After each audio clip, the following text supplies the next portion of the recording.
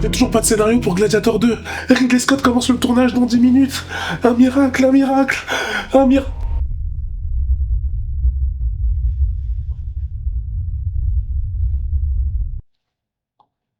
Alors comme ça, on a besoin d'un scénario pondu en 10 minutes pour une suite que personne n'a demandé. Le super-héros qui vole au secours des scénaristes paresseux. Captain Scénario. Non, aujourd'hui ce sera Empereur Scénario. Bien, votre majesté.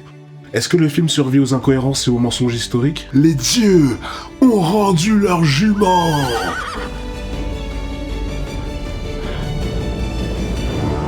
Gladiator 2. Le film commence avec deux amoureux, Hano, Jean-Jacques Hano et Arishat. Arishat. J'avais hésité entre Steven Poussy et Mélanie Tubb.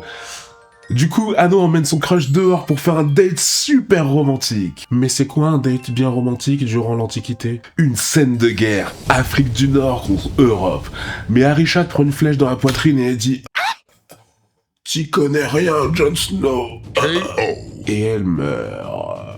Game over. Non. Ensuite, Hano est amené avec les autres captifs au parc des expositions? Non, au parc des scènes d'exposition, avec Cédric Doumbé qui dit à Hano « Je me rappelle le jour où on t'a amené parmi nous, un garçon seul, en plein désert, innocent. J'ai fait mon temps, ne le laisse pas changer qui tu es. » Oh, un sacré mentor ce monsieur. J'espère qu'il va nous régaler d'encore plus. Il se fait arracher la gorge 5 minutes après par un babouin en 3D dans une arène de gladiateurs. Fatality. Et il meurt. Oh non! Cédric Doumbé, il a encore perdu son match. C'est vraiment trop... Attends, un babouin en 3D? Pendant ce temps, le général romain qui a remporté la bataille est de retour à Rome, mais il est dégoûté par la guerre et la colonisation. Parce que c'est pas bien la guerre et la colonisation? Non, ça il s'en tape. Il est juste dégoûté car ça implique d'envoyer des milliers de jeunes romains au casse-pipe. Mais les deux frères empereurs Dumb et Dumber ne l'entendent pas de cette oreille. Deux frères empereurs? Mais comment on les distingue? Il y en a un, c'est la version rajeunie à l'ordinateur de Robert Gronet Jr. dans Civil War. Et l'autre? Il a un singe en 3D sur l'épaule. Ce chimpanzé est un brillant acteur que Ridley Scott a repéré dans Indiana Jones 4. La scène avec Shia LaBeouf sur les lianes. Tellement émouvante. Le regard.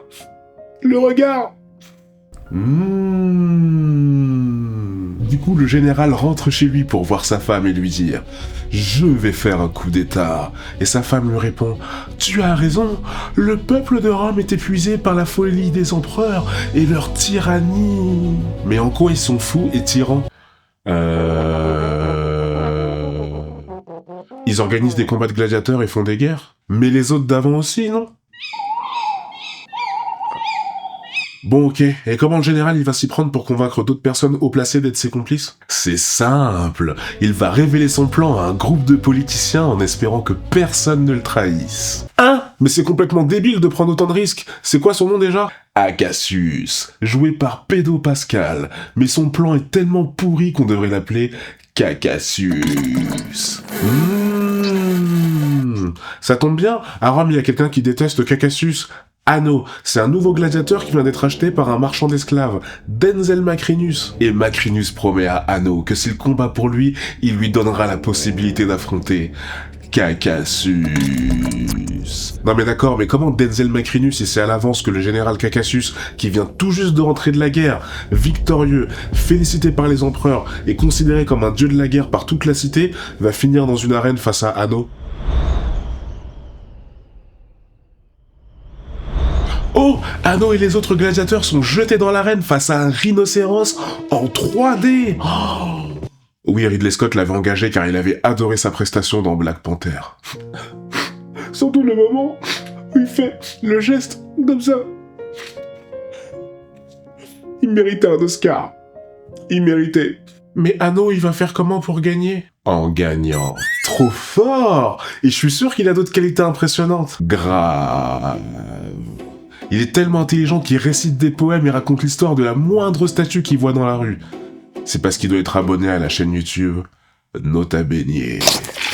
Mais le plus impressionnant, c'est que dans le public, la femme de Cacacius, elle comprend que Hano n'est autre que son fils. et que son vrai nom c'est Lucius. Du coup, dans la nuit, elle va voir Lucius dans sa cellule pour lui dire que son père, du coup, c'était Maximus Decimus, le héros dans Gladiator 1, interprété par Russell Crowe. Et il est où, Maximus Decimus? Il est Maximus décédé. Son corps repose dans une crypte à l'entrée de laquelle sont écrites des phrases en anglais. Tu sais, la langue de l'Antiquité. Ah! Mais si c'est écrit en anglais durant la Rome antique, est-ce que les gens vont pas se dire que Ridley Scott se torche avec l'histoire? À Hollywood, la vérité historique, c'est la chose qu'on utilise quand on n'a plus de PQ aux toilettes. Ok. Il doit vraiment être énervé, Lucius. Sa mère l'a abandonné quand il était gosse alors qu'il était l'anneau unique et son actuel mari a fait exécuter sa femme. Mais sa mère, c'est la fille de l'ex-empereur Marc Aurèle, ce qui fait de Lucius l'héritier légitime du trône. C'est pour ça qu'elle lui avait fait quitter Port-Réal quand il était gosse. Elle savait que les gardes royaux de Cersei Lannister et les hyènes de Scar étaient à ses trousses. Une chance qu'il ait survécu, hein. Et du coup, d'ailleurs, le mec, au lieu de devenir un passionné de tricot ou un charcutier, il a fallu qu'il devienne un expert en arts martiaux qui survit à tout. Guerre, babouin 3D, rhino 3D, gladiateur, 0 infection, 0 tétanos, 0 amputation. T'as oublié les requins 3D dans la bataille navale. Comment ça, des requins 3D dans une bataille navale? Comment l'eau tient comme ça dans une arène sans se déverser en dehors du Colisée, ou même dans le sous-sol où il y a les cellules des gladiateurs? Mais l'eau est une superbe actrice! Russell Crowe l'avait recommandé à Ridley Scott après sa magnifique prestation dans Master and Commander. De toute façon, en post-prod, ils vont colmater les trous avec des pages du scénario. Je t'assure, ça tient, ça tient, ça tient. Et les requins en 3D? Attirés jusqu'au Colisée avec de la viande scénaristique, riche en vitamines? Ta gueule, c'est magique. Des requins, des archers. La bataille va être rude pour lui. Non. Il met son bateau en mode Fast and Furious Tokyo Drift et rétrograde au dernier moment juste pour faire un dérapage à côté du bateau des méchants et briser toutes leurs rames. Mais quand les deux bateaux ils sont tout prêts, les archers peuvent cribler Lucius de flèches, non? Non. Il est insensible aux flèches. Avant son combat, Lucius s'est mis de la crème hydratante anti-démangeaison scénaristique. Incohérence, parce que je le vaux bien. Soudain, Lucius prend une arbalète et il vise Caccasus dans le public. Mais il manque de tuer Dumb et Dumber. Du coup, tout le Colisée est évacué. Alors là, franchement, la vengeance des empereurs, elle va être terrible. Ils vont forcément devoir torturer tous les gladiateurs pour savoir qui a fait ça. Et devine quoi? Par solidarité, les gladiateurs, ils se désignent tous coupables. Du coup, les empereurs, ils abandonnent gentiment les poursuites. Ils sont trop tyranniques, ces empereurs. Il y a pire. Tu te souviens de Caccasus et de son projet de coup d'état? Il a été trahi. Non, trop prévisible. Oui, il se dirigeait vers le palais en pleine nuit avec une quinzaine de soldats, tous encapuchonnés, quand soudain, une pluie de flèches s'est abattue sur tous ces hommes. Mais pas sur lui. Mais s'ils étaient tous encapuchonnés dans la nuit, comment la volée de flèches savait qu'elle n'allait pas tuer Caccasus sans le faire exprès? Elle l'a su en le sachant. Et voilà que Caccasus est condamné à mourir face à Lucius dans l'arène, mais cette fois-ci, sans requin, sans eau, et avec un sol bien sec, hein, parce que bien évidemment, le scénario a passé le sèche-cheveux partout. Mais pendant leur combat, Caccasus révèle à Lucius qu'il aimait son père, et du coup il refuse de tuer Lucius. Et inversement, que va décider l'empereur? Les dieux ont rendu leur jument. Les dieux ont rendu leur jument. Envoyez les flèches. Envoyez les flèches. Oh, mais qui peut être heureux de voir ça? Qui? Macrinus. C'est un ancien esclave qui a acheté sa propre liberté. Du coup, maintenant, il veut devenir l'empereur de Rome pour assouvir sa vengeance. Et pour ça, il va voir le petit frère des deux empereurs et il lui dit « Écoute, tu vois la crise qu'il y a dehors ? Ton grand frère, il va t'en rendre responsable et faire buter le sale petit singe qui te sert de pote. » Et du coup, le petit frère, il se dit « Ok !» Et il va buter son propre frère.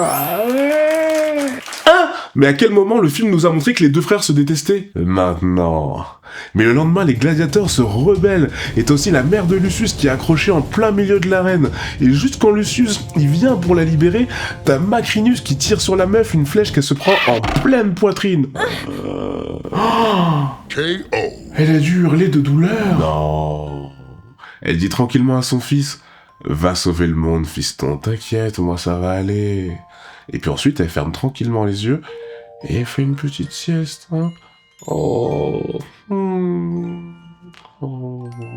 Avec la flèche dans le cœur.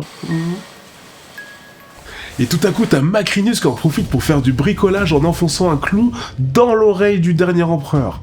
Pourquoi? Il est Black des terres. Avec quelle perceuse? C'est une Black d'équerre. Ok.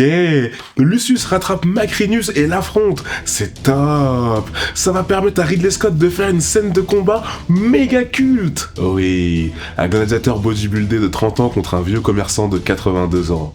Gladiateur contre radiateur. Lucius versus Macrinus. Let's go.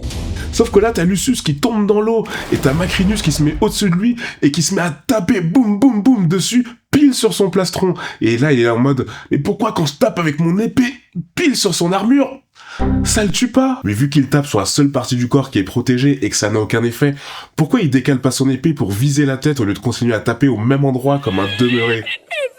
Parce que tout comme Dark Sidious dans Star Wars épisode 9, il s'inscrit dans la logique des méchants bâclés avec les coups dans 5 minutes et qui préfèrent continuer d'utiliser la même technique pourrie au lieu de s'arrêter 2 secondes pour réfléchir. Et il meurt. Perfect. Ah mince!